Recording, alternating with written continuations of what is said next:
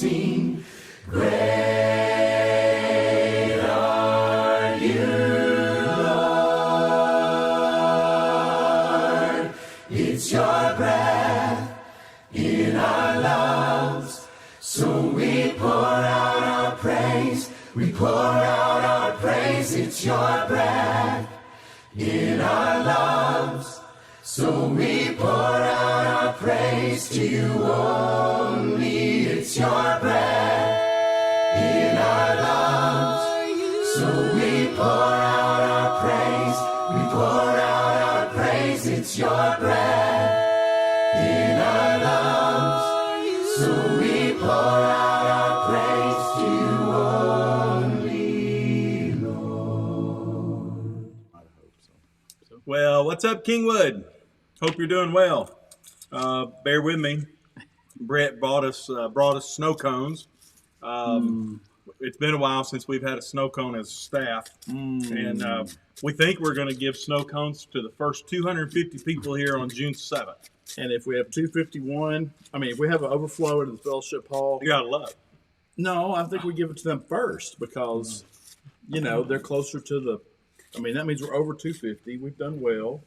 I think it's a good idea.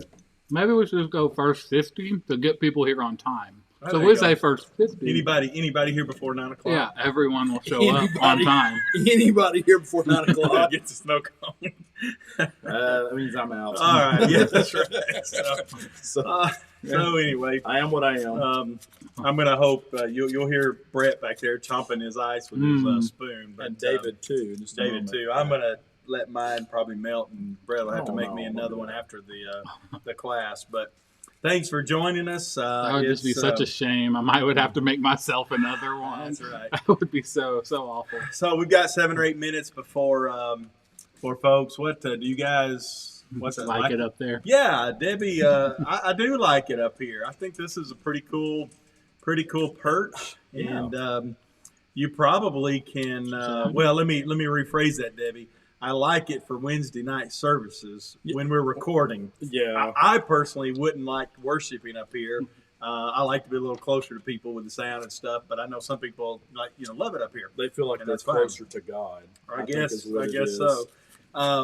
But anyway, you probably can see a little bit behind us. The auditorium looks a fraction like VBS right now. We were laughing about that earlier because we've got some numbers on pews and roped some pews off. That's all in process as we get ready to reassemble on the 7th of June. I see Kitty Walker. Kitty says y'all are late. Kitty, Let me it says just, I've been live for 3:20 and it's 6:53. So if Well- my math is correct. But Kitty, I'll tell you why we're just a fraction late. There's a very good reason. I was at 6:47. I was texting Brett, Freaking out. who was not up here yet. Said we got 3 minutes. You need to get up here, and he showed up right before 10 minutes till with these snow cones. So he gets a free pass. It seemed like to me Brett's early. In that case. I was the first one here tonight. Absolutely. Well, yeah. So we're gonna make you guys jealous a little bit.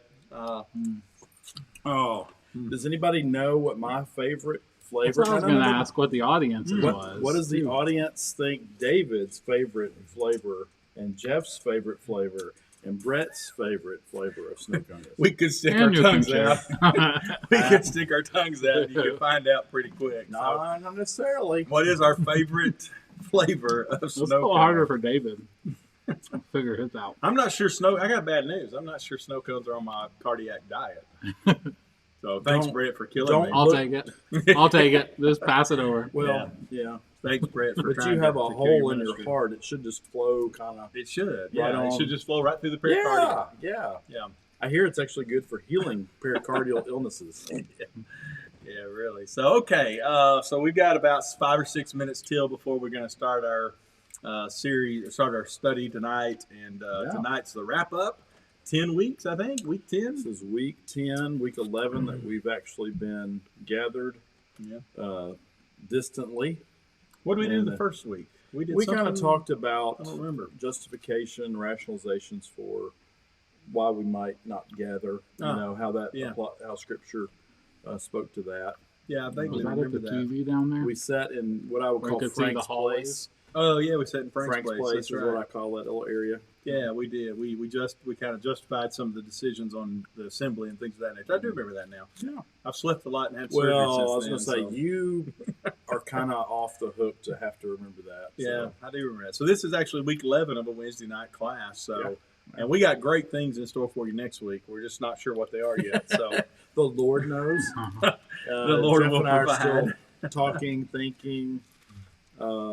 Need to come to some decisions on that. yeah, and I'll so. tell you one thing we're probably going to do at some point. We were talking about this today, and we've already made plans with one of our missionaries. But you know, our three main mission points is Chia and Brazil and Mission Lazarus, and we're going to be working with Jimmy Penzon and hopefully Ricardo, maybe in a Zoom meeting. Right.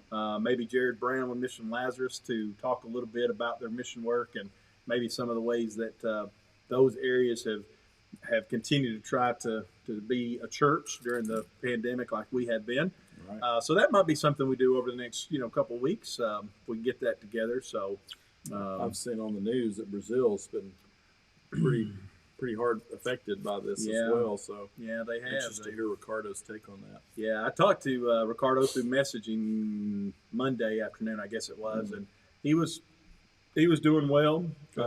Church is doing okay. They suspended assembly for a while, but I think they're just now maybe in the process of going back as well. So, Good. but we'll get you some hopefully get some information to you about our missionaries. All right, what did Susan Walker say there? I can't see on the screen. Pop that up. She says. I think she's replying to Kitty. Oh, Because okay. Kitty Yeah, our then times are gonna said, change. I thought yeah, about- Kitty said, did yeah. we change the time from 7 back to 6? Okay, so we're trying to thoroughly confuse you. Yeah. With that. So And here's Susan, what I think, was explaining it's 7 6 or tonight. 0? Six, I may maybe need some that glasses. should have been 6:30. It's like a weird face. I think it might be just because Okay. of the semicolon and circle. It's making Oh. one of the weird emoji It things. made I a think. face. I Yeah. think. I don't. I think that's right. So here's what's happening. So we started at 7 o'clock or 6 o'clock, and had pretty good turnout, pretty good numbers, viewership. And then we had a couple people say, I'd really like to watch it live if we could go closer to 7. So we went at 7. And then our viewership kind of dropped a little bit, but that kind of simultaneous with things opening back up a little, some people working, things of that nature. But we thought, well, let's split the difference. And Wednesday night, June the 10th. So the Wednesday night after we start back at the building on Sunday, we're going to come to you on Facebook Live and YouTube at 6:30. So that's the plan. So 7 o'clock tonight, obviously. 7 o'clock next week, And then 6:30, and we'll try to communicate that to you. Yeah. But we just thought we'd try that and see if we can get a few more folks at 6:30, maybe than 7 o'clock. And as you can tell, we're still experimenting with making changes, trying to be flexible, trying to do the best we can to make sure that everybody is, Yeah, able to access it live if possible. yeah, absolutely. Debbie DeMumbrian asked if we liked it up here, and we did, or we do. I'm actually going to preach from up here Sunday, so you'll get to see it one more time at least before you come back on the 7th So- for those able to come. Going to or already did? Well, already did maybe. Both is possible. I Yeah, and guess. what's hilarious is I recorded it. We recorded it today, and I got a haircut afterwards. So I'll have longer hair Sunday than I have on Wednesday night. It grows So it's fast. growing It does grow fast. fast. Yeah, it grows real Yeah, fast. yeah. William Okay. Burke said, "Hey David, is that Dairy Queen ice cream?" Oh, Here you go. no, it's not. We did Did have anybody guess guesses. our We flavors? had guesses of blueberry for Yeah. you No, and banana. no. Banana's a good guess though. Very good guess. Getting close. It is a lighter Give me a color. hint. Give me a hint. I'll give It's you a a lighter hint. color. It is. It's a mixture of two things, Mhm. and it's very light colored, so very tropical. I mean, they're all kind of tropical, right? Tropical's a good clue. They're all kind of tropical, but Yeah. I'm not going to sing the song because it's not appropriate. Sarah Roberts said, to add to the confusion, it's 6 o'clock in Montana. Well, there you go. Oh, wow. There you go. Yeah, is that it works. snowing there? That would really be confusing. I've seen some beautiful pictures. Sarah Oh, has sent me some man. pictures over the course of the last few weeks that she's been there, and man, I tell you, it's a beautiful, beautiful scenery out there. So is that our new Kingwood West yeah, that's campus? right. That's our West Campus. I like Sarah, it. thank you for Sarah doing says coconut for David. That's not Oh, correct, is it? you're getting close though. You're getting so No, Lisa close. got strawberry. Strawberry? No. That's not David's. Mm-mm. So, by the way, I'm the only one. Well, no, I'm not sure what Brett's got over there. You I guys have usually the don't official. have that. I have the official flavor of the century. So mine's the best flavor of any. So I have hands the down. most unique flavor Do you? that we have. You- All right, so tonight we or really always? have digressed here. We're talking about snow cones. So Look, I can talk for a long time about snow This is cones. the okay? staff hobby. It's our So- bonding. It's 7:01. I'm pulling up the All land right, between we're slide. ready. Here we go. somebody, Let's somebody roll. called and said, they feel like they're getting to know us a little bit better through this, and are we really that funny? Sarah But- Roberts said pineapple. Yeah. Well, before we get into y'all can keep guessing, but before we get into our study, I hope that you got your email today, or you've had a chance to watch the video that David Peck and I did. We tried to be as thorough as possible. Might have given you too much information, but we'd rather give you more. We'd rather give you too much than too little, as far as the procedures to come back here in on June the 7th.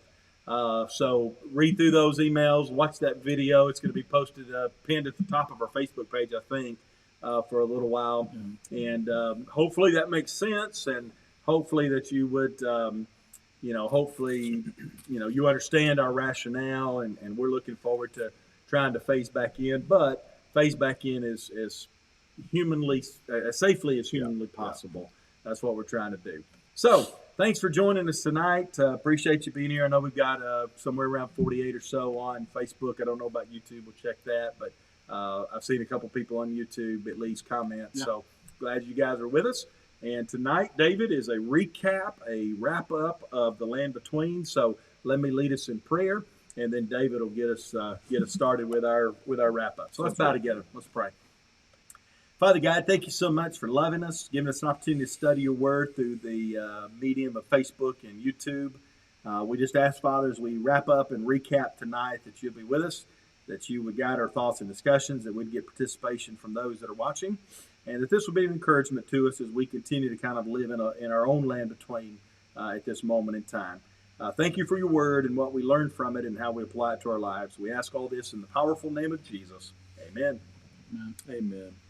So glad you're with us tonight, and Brett and Jeff and I think when you all hear us kind of have our banter before, that's kind of normal. I kind of forget that we're on sometimes because that's pretty normal the way we are. So we're excited that you get to be a part of that, whether you like it or not. I guess that's the way it is. But we've been mentioning Land Between quite a bit. And I want to remind you that a lot of what we've done has been taken from this book.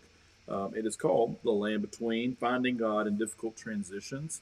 And it has been, it's a real blessing for me to read this, and as we're studying the text and looking at the various aspects of what it's like when you go through an unplanned, unwanted transition sometimes, and the stress that comes with that, and things that we can learn from the Israelites. So tonight's goal, very simply, is to get some feedback from you all. And I posted on Facebook this afternoon late, probably 3 o'clock or so, some questions. We really want some feedback from you all, and hopefully those, if you got to see them, will prompt you to make, to give us some input, some feedback. And because all of this is really for naught if we're not applying it, taking what we're learning during this time from the Israelites, from this pandemic in our lifetime and other things going on.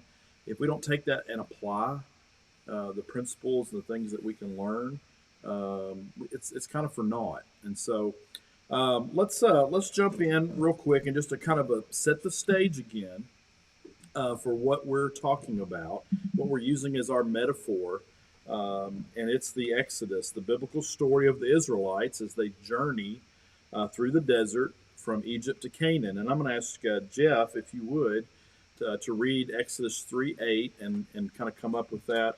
It's right there on the screen, but you may have been able to see it. It's hard to It's see a it little there. small. I didn't mean to catch you off guard. No, I actually forgot my iPad tonight, and I usually have it there to read it, but I've got it right here. So Exodus 3, verse 8. Verse 8, yeah. So I've come down to rescue them from the hand of the Egyptians and to bring them up out of that land into a good and spacious land, a land flowing with milk and honey, the home of the Canaanites, Hittites, Amorites, Perizzites, Hivites, and Jebusites. And probably some other ites as well. A great job, Jeff. And I've got the next is verse 17 and 18, but that's from Right. chapter 13. But I wanted you to see that little phrase, and I'd highlighted it there about God wants to bring them out of that land into a spacious land, a good and spacious land. And there's not really a discussion about what that process is going to be, what that's going to be like, how long it's going to take. He's going from one thing to another, and that's where we get this land between thought, this metaphor for what we're talking about. And I wanted to kind of point this out that God has a purpose in this, and that's the kind of the byline that we've been using this whole time about the experience in the wasteland is not to be wasted. So, Jeff, when you read this next passage from Exodus 13, 17, or 18, let's see if we can kind of get evidence of that God had a purpose for taking them on this several-year journey in the land between. When Pharaoh let the people go, God did not lead them on the road through the Philistine country, though that was shorter. For God said if they faced war, they might change their minds and return to Egypt. So God led the people around the desert road toward the Red Sea. The Israelites went up out of Egypt ready for battle. So God didn't take them on the easy way, right? He took them on the desert road. Right. He had a purpose. He did not want them to be what? He didn't want them to be thinking, oh, I want to go back to Egypt. Well, we know that is a problem for them anyway. Yep. And so, but he had a goal of trying to train them to be trusting and develop that relationship. So I want to get Brett to go ahead and throw that first question up there. How is this crisis we are currently experiencing like being in the land between?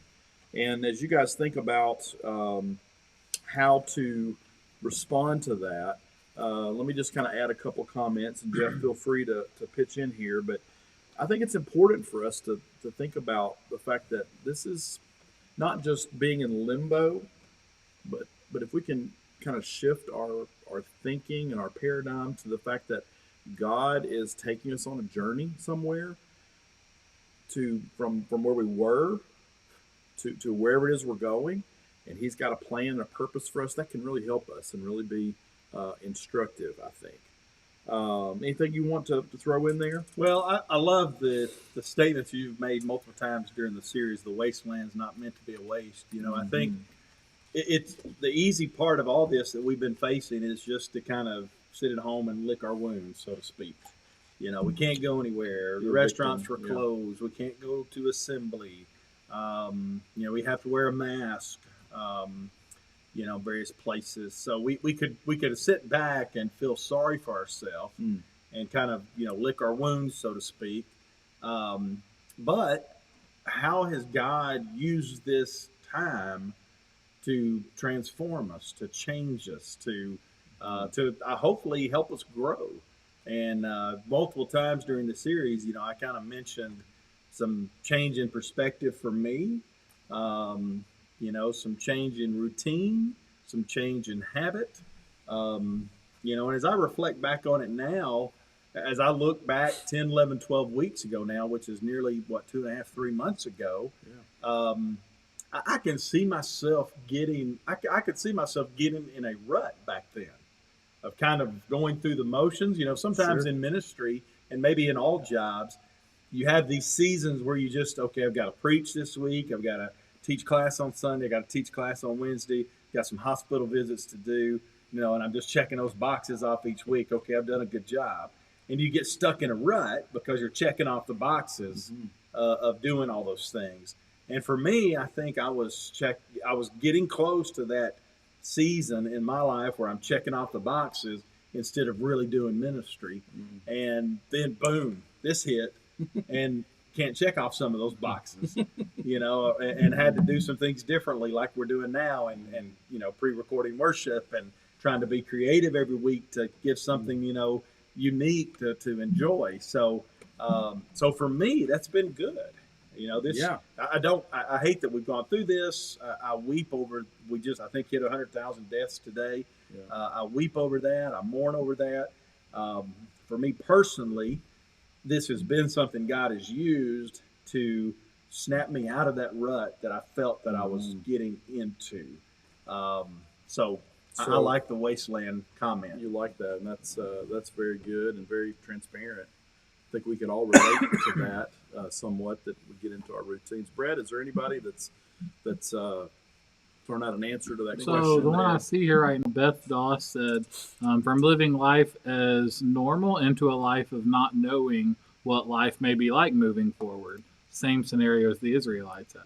That's exactly right. Leaving the comforts of Egypt, what they'd known generation after generation, to follow a God that we maybe don't know into this unknown promised land. What's going on there? And it really should cause us to trust more. Yeah, there you go. Because we don't know where we're going. There you go. You know, see a couple more. I think Yeah, Brett Marshall popped up. Loeb said, caused us to slow down and listen to him.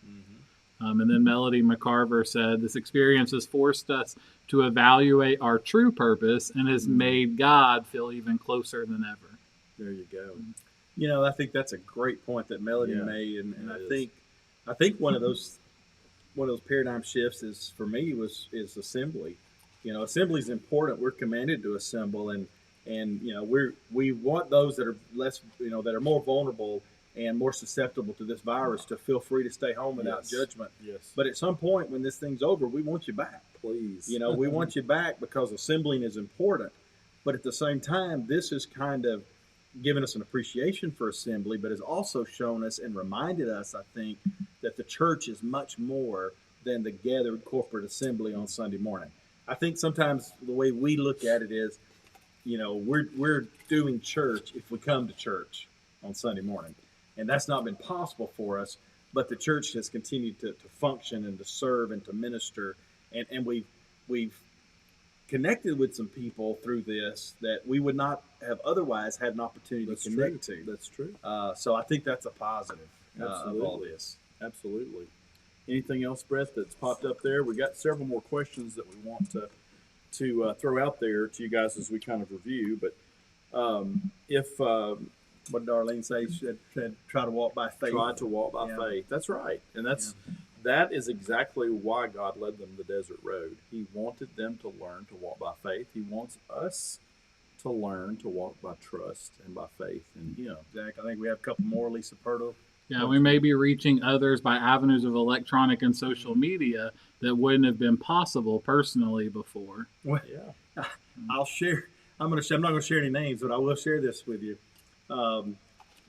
We had somebody online give this week that none of us know who they are. No. I mean, elder staff, No, nobody knows who they are. We're not going to share names. No. But I was asked a question, does anybody know this particular name? We don't know who that is.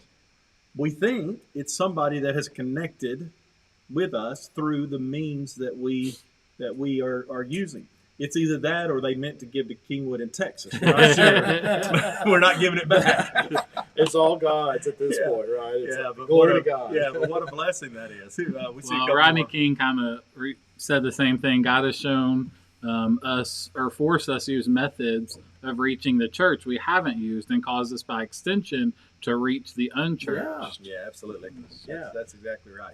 I don't believe that we are in a time of persecution. I know I've seen various theories and quotes and so forth. I don't believe that. However, the church flourished in that hardship time. Right. That's when the early church began to spread, and so it is interesting to think about that. In And terms throw of Melissa's this. up there too. I think I was Yeah, checking. she We'll said do that we are when we having go to next. experience our own wilderness and listen completely to the Lord. Yes. Yeah. Are we sure that's Melissa's? That's not in all caps, so I wasn't sure there. Melissa, you're not all caps tonight. Okay. All right. She's being quieter for worship. All right. Sorry. I'm just teasing there, sister. Just teasing. All right. So let's go ahead and put the next question up there. Those are great comments. Let's keep that going. One of the things that we see in the Israelites in the journey in this land between is their penchant for complaining. Mm-hmm. And we'll talk a little bit about that while you guys think about this question. The question is, what have you been tempted to complain about? And I don't want to turn this into a complaint session, okay, by asking that question. But Yeah. and then how have you responded to that hardship? Has that been something where you've caught yourself complaining about something and then maybe gone, "Ooh, I don't need to do that," and shifted gears? And so Jeff and I are going to talk a little bit about that because that is a spirit and a pattern that we see in the people as we've been talking about it. So Right. Jeff, you got anything you want to? Well, They're just out as there. a reminder, we have the water shortage, the food. Then they have too much. They're complaining about too much. Never satisfied. They have hardships that they face, and it drives them to want to go back to Egypt. Yep. I think for me, as I look at that question, what have you been tempted to complain about? Early on, it's like, man, I don't have any sports to watch. I know this is so Yep. materialistic, Yeah. but man, I don't have any sports to watch. Yeah. Where are my Braves? If you remember, this thing really kicked into gear on the day that a Thursday that Tennessee basketball was about to tip off in the SEC tournament against Alabama, and they canceled the SEC. That's They right. played Wednesday night, That's the right. 2 games. I'd gotten tickets from someone That's in right. Minville. We We were were going in to it. go. That's right. We were going to and go. I was going to stay and watch some other games. We were going to go that day and watch Tennessee and Alabama play, and that's when they canceled it literally an hour and a half before tip-off. We were getting ready to drive to Nashville. So early on, it was like, man, there's no sports to watch. I'm missing the Vols. I'm missing the Braves. I'm missing, the Preds and all those kind of things. But how have I responded? What I've noticed is I've watched much less television in the last 2 months than I've ever watched in my life. Our television is on right now, maybe for news or something like that, but I haven't watched as much television. And now it's like, okay, I want the sports to come back. It'd be great when they come back, but it's like, okay. I've gotten to that point, and that's hard for me to say because I love, I love sports. Yeah. But I've also been tempted to complain about, restaurants shutting down. You can't go eat. There's a lot of physical, material things that hopefully I got over pretty quickly. Anybody online throw us? So far, Marshall Oak said, let me switch over here so Trying we can see to- hers. Yeah, trying to learn to think before speaking or complaining. So that's how she's responding. And Dorothy Fox agreed. I'm trying to do that too, she said. There you go. There you go. And then Kitty just commented and said not being able to hug or touch people. Apparently people are scared to be out because of some huggers. And she had not thought of it from that point of view before. So Yeah, when you see hands coming, Well, I think that's too, Kitty, correct me That's if I'm fair. wrong, but I think that's also coming from, in the video that David Peck and I did, we had a handful of people on the survey make comments Well, that you're right. They I'm did. afraid of the huggers. They They didn't name any can't names, control by the way. themselves, Right. right? And they weren't they No. weren't criticizing. They weren't being critical. No. It's just like, I know people like to hug, and I want to keep that distance. So, and that's going to be hard on June 7th. So we're going to have, Kitty, we're going to put some kind of collar on you. Put And a if you noodle, go to hug us, we're going to buzz 6-foot you. noodle on her No. head of social distance. But I don't know about you, but I can't wait till this is over with so that we Yeah. can feel free, to do Yep. that.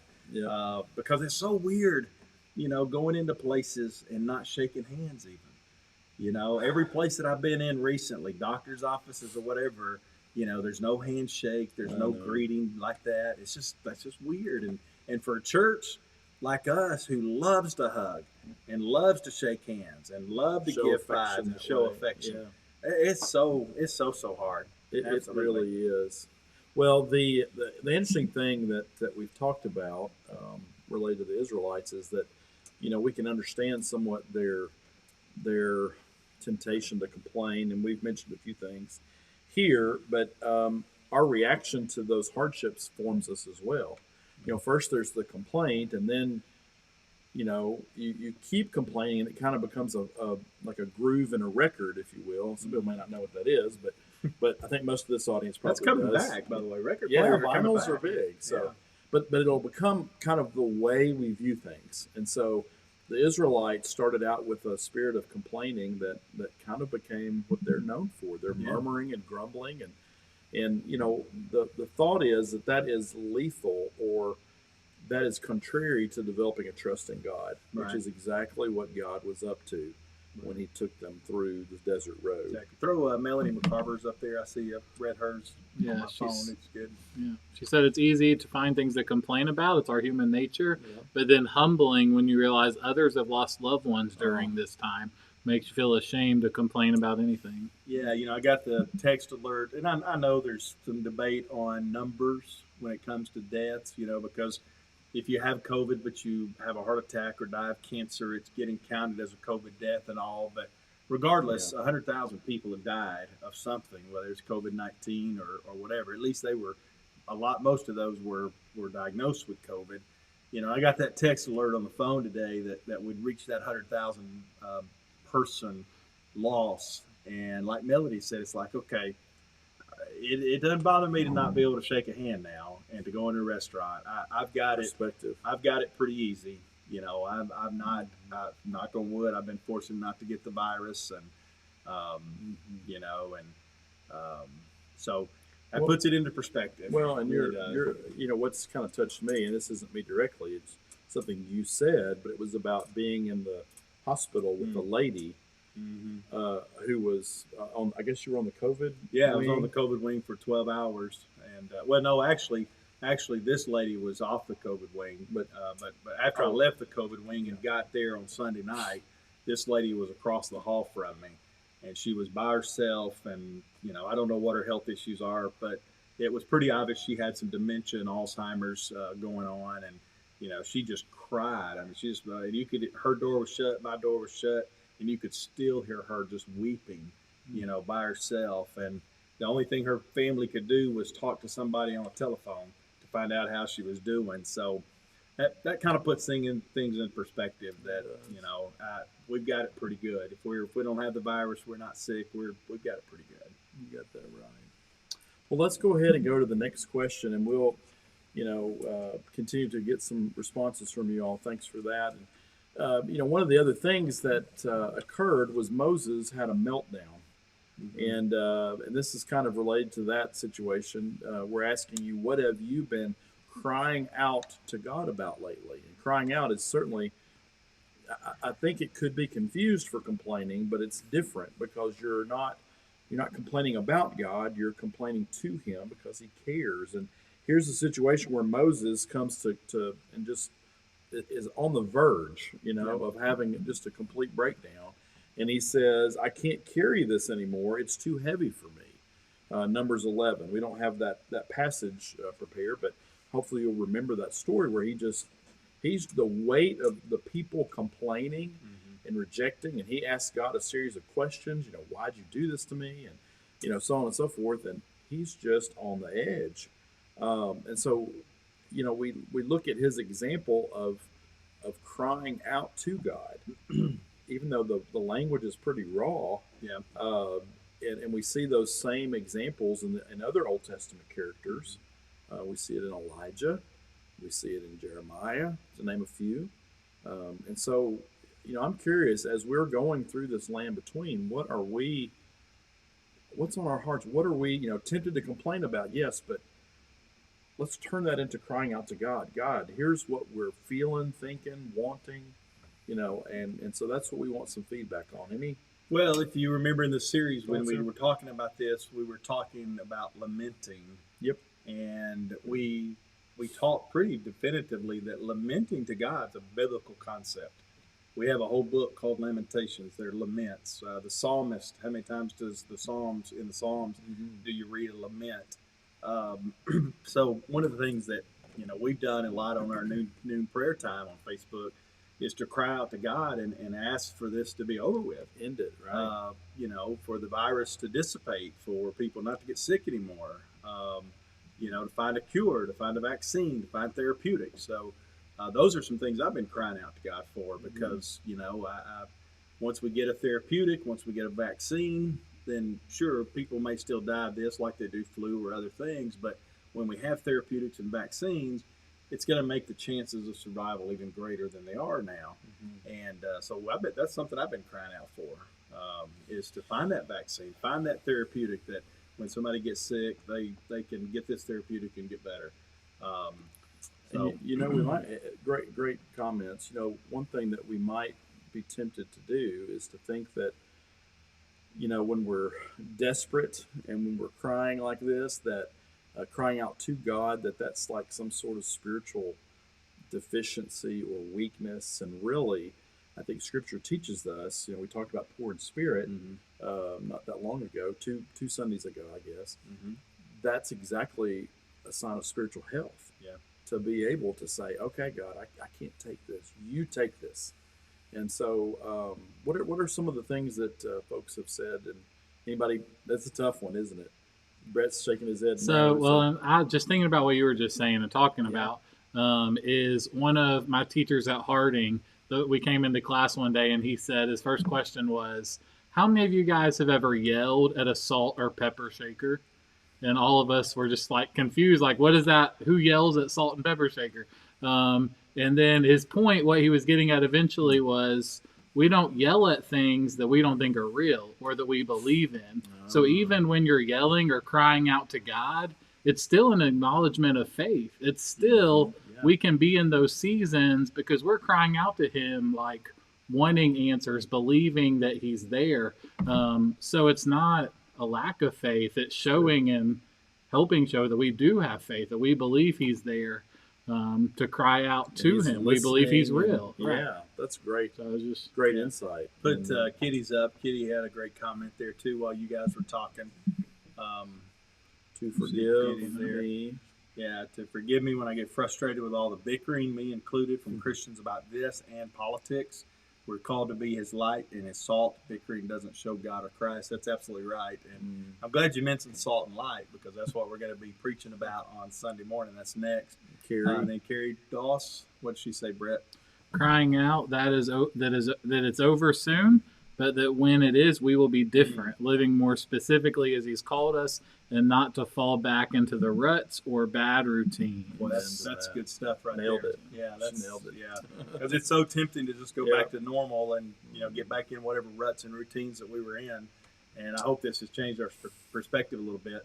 Great comment. And being a former youth minister, we would have mountaintop experiences, camps and retreats and treks to Colorado and mission trips. And when you're there, you're in the height of emotion and a real growth. And then you come back to kind of your real life, and your intentions and your prayers to not go back to that are hard. And this is not that kind of experience, right?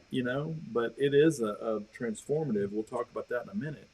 A transformative period, and we don't want to go back to normal without having learned some things, right? The Israelites don't want to live like they did when they were in Egypt. When you go into the promised land, you live differently than how you lived in Egypt because you're free. There's a difference in the way you live. That's right. Well, let's continue on here. We're going to kind of move on to another thing that we talked about. We talked about complaint. We've talked about the potential to get discouraged, like Moses did, and to kind of lean into meltdowns. And then we come to the next question that says, do you have any personal examples of how God has provided for you in our land between? And I say our land between because we're all in this together. Right. This could be something else you're going through, an unemployment or a health issue or a family situation. I'm just kind of trying to capture us because we're all experiencing this, but God provides during these times, and he loves to provide. He's our Father. And so, I want to know from you guys if you're experiencing anything, and if so, would you share that? Yeah. So, I was thinking about that question earlier when you posed it as we were preparing for this, and I go back to my brief hospital stay after surgery. That was you wake up from surgery, you see your wife in the hallway before you get back in the elevator, and then she goes away, and you don't get to see her again until you come home. And for those that have had surgery, that first day is kind of, you're waking up, you're a little groggy, you're sore, you're trying to figure out pain medication, pain management, all that, and usually have somebody there to help you. But I think about the great nurses that I had while I was on the floor. I honestly cannot say to you that I had a bad or ineffective nurse. Great. or tech. Very comforting, very reassuring, very attentive. What a Anytime blessing. we needed anything or I needed anything. So I think that's a provision that God gives because, nursing is not for everybody. It's not for the weak of heart. And, my care was good, even though there had to be a lot of attention given to the lady across the hall because she was in a different situation. But I think that's a small example of how God provided for me in a moment where not only did we have this that we're going through, but then on top of that, I've got the health issue that surfaced. So, I see that as a provision from God Himself. I really do. Sometimes He sends people, right? Yeah. As part of His provision. He sent water, fresh water, a couple of times that we know about. He sent manna. He sent quail. When Moses was bowing under the pressure of leadership, he said, "All right, pick 70 guys," and he gave them permission, and the Spirit was put on them in a way that would help Moses. And he cares for us. There was an example that Moses had earlier in his life at the burning bush where God sees, He knows, and is concerned about the people of Israel, and that was part of His first encounter when He called Moses to that job. And so there's just a lot going on there. I'm curious if there's anybody else that I think we all know that as Christians, right? We know God cares. We know He loves us. We know He provides for us. And that's kind of theoretical at a point. And then there's a point like you just experienced where it becomes experiential. Like this is happening to me. So what else is any other answers that have popped up? So Melody McCarver's just got a really good one, talking about our daily prayer time and being able to worship online and how those have been huge encouragements. She said that she feels technology is one way that God's been able to provide comfort through all of this for us, and asks what would we have done without it. And I know Jeff started that prayer time and started doing that. I think it's helpful for us just as much as it is those that we're sending it out to be able to focus in and kind of just have that time of recentering. And I don't know when to end it. Uh, When we started it, we thought, okay, let's just do this through the pandemic. Well, it's been a popular thing, and we've all enjoyed it. And somebody asked me the other day, well, when we come back on the 7th, you're going to stop praying at noon? And I'm like, well, it doesn't sound good to say, yeah, I'm going to stop praying. So I don't know, but it has been an encouragement to me, and I hopefully it's been to you guys as well. Yeah. Wow, that's. But yeah, what would we have done without the technology during this to time? do any of this? Yeah. Well, and very honestly, God has provided lots of encouragement for us.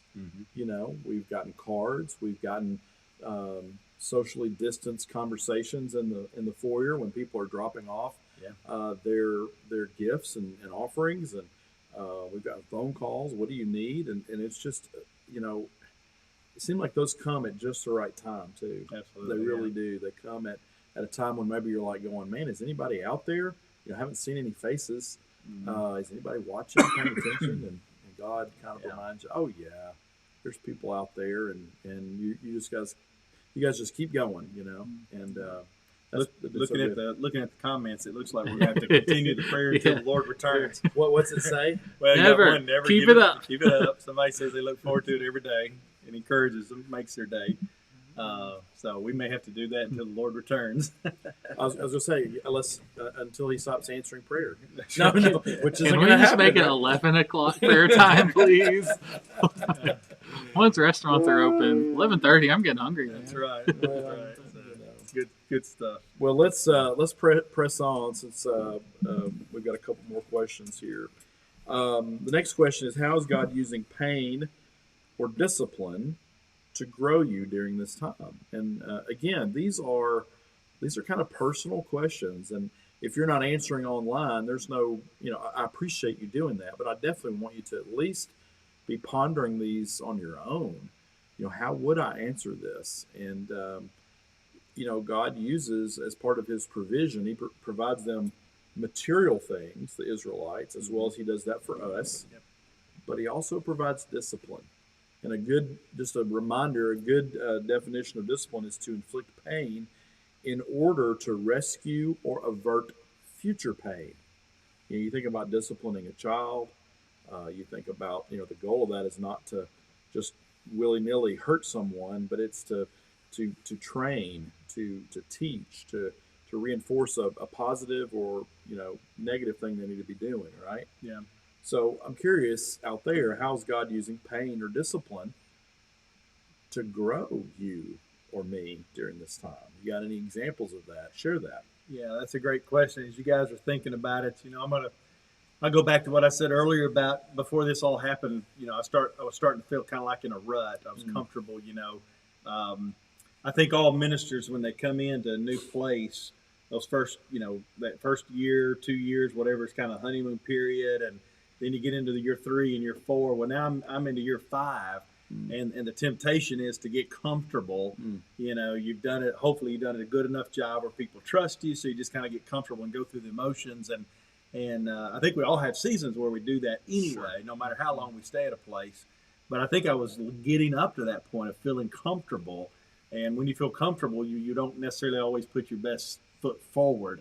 Well, this has been I think God has used this to discipline and train to snap me out of that and say, let me avoid you going down that path.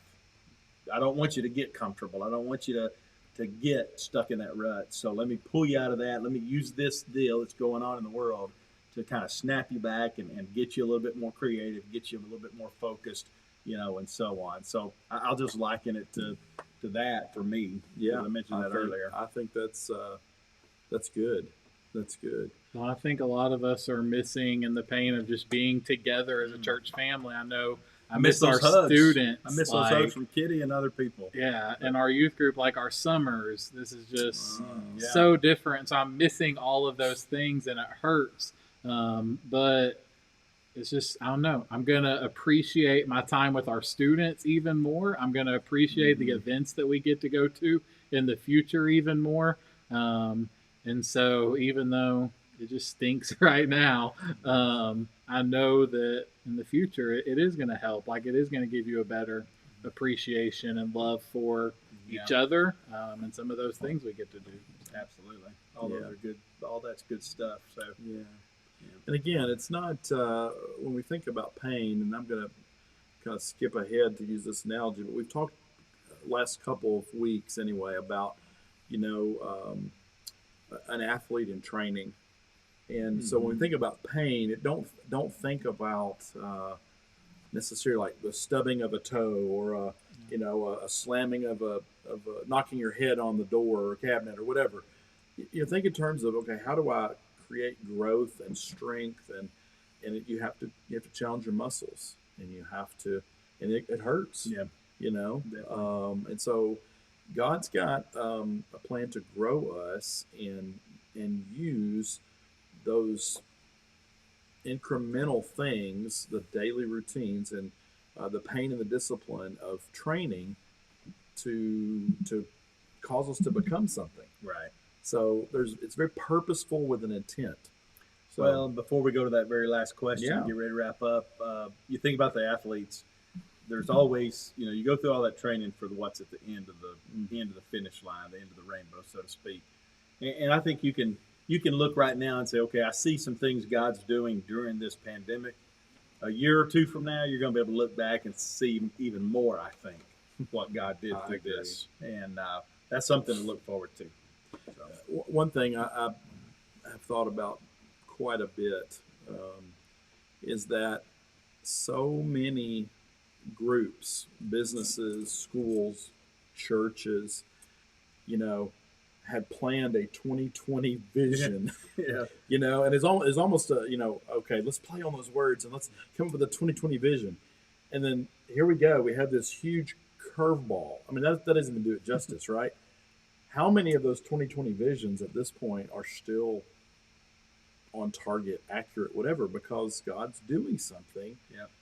And I think for us, the pain and discipline of maybe a summer or some things being different, missing retreats and graduations and being, okay, we've got to rethink and reprocess as a church, as individual Christians, as family leaders, as people of faith. Oh my goodness, it has shook us to the core, you know. Two things on that Go very, ahead. very quickly, Go because I ahead. know we're about to run out of time. But No, we can go forever, bro.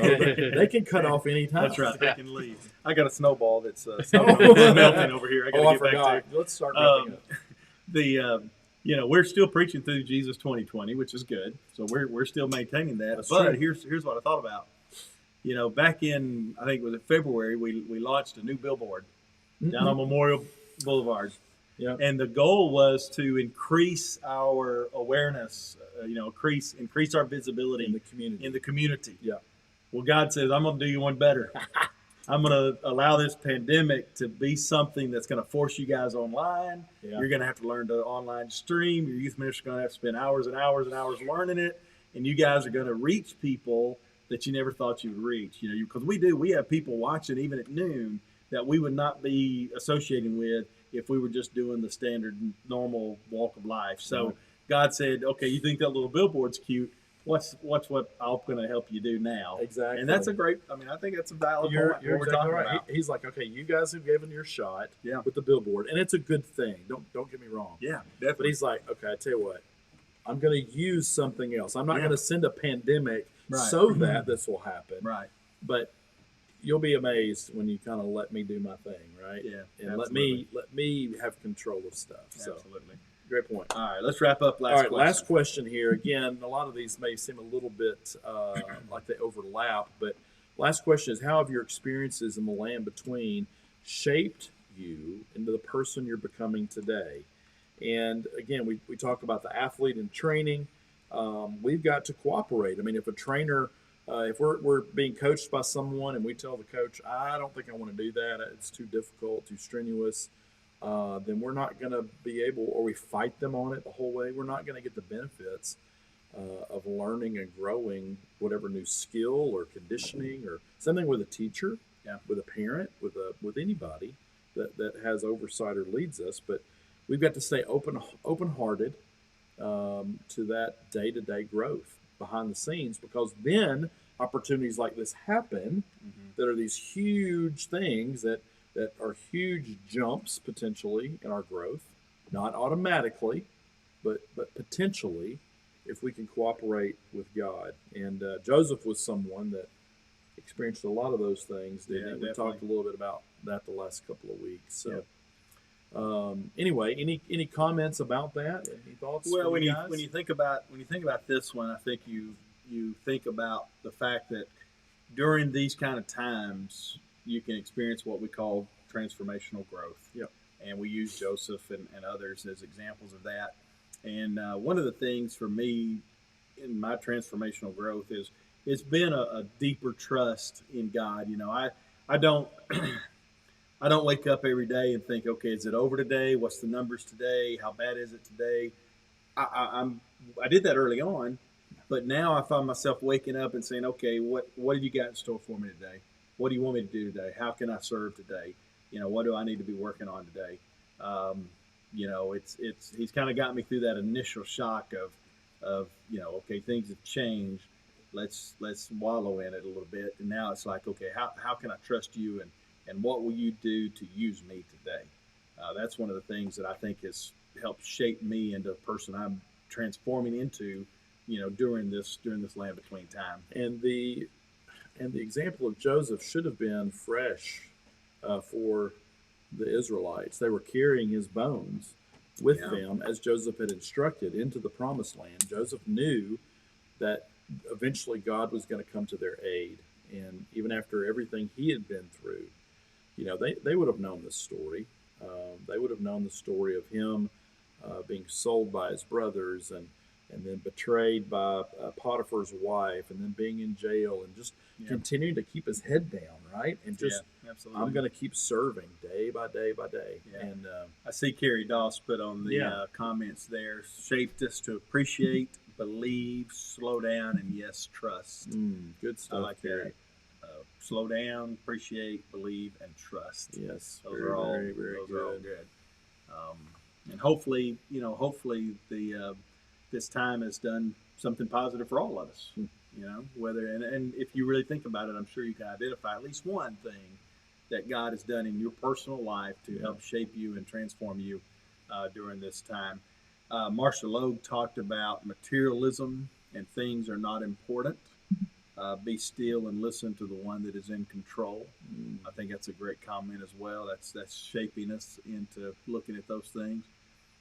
I would add, while a few others may be commenting there, that for me, kind of knowing what is a big thing and what's a little thing, and sometimes I can get those confused, you know, and then knowing also what's within my control and what's not, Right. and knowing, okay, I've got to let God handle this because, you know, that's above my pay grade. That's above my what He's asked me to be concerned about, and so there's so many things that we could learn. Brett, you see anything else on there that anybody else that might have made a comment that we could share? I think that's about everything That's about right it. now. Well, we've enjoyed, truly enjoyed being together, Yeah. the three of us. And I think Levi and Melissa were here at least once or twice. I kind of miss Levi and Melissa. But it's been really a blessing for us to be able to have this study. We look forward to what we're going to do next. But let me close this in a prayer, if that's Please okay. do. And then Jeff, you Yep, can absolutely. kind of wrap up our Please time. do. Father, we thank you for the opportunity to learn from the Israelites as they went through the land between, and what you tried to do with them, for them, through them, and Father, that they their example, even though it's kind of wildly negative, is something that we can learn from. And Father, I just pray that the trust that is developed, the growth, the transformative growth that we're experiencing during this time will be something that propels us into the future, into deeper relationship with you, with each other, more appreciation of relationship, and less need and desire for worldly things. Father, again, ask your healing on those that are struggling right now with COVID and with other things. Father, there's many that come to mind that could really, we know you're already there with them, comforting them.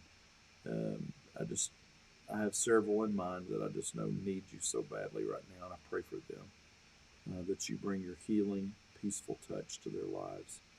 And so, Jesus, we pray. Amen.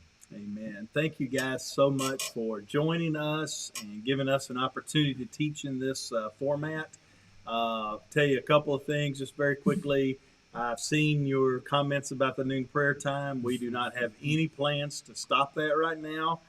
So we will continue that on for the foreseeable future.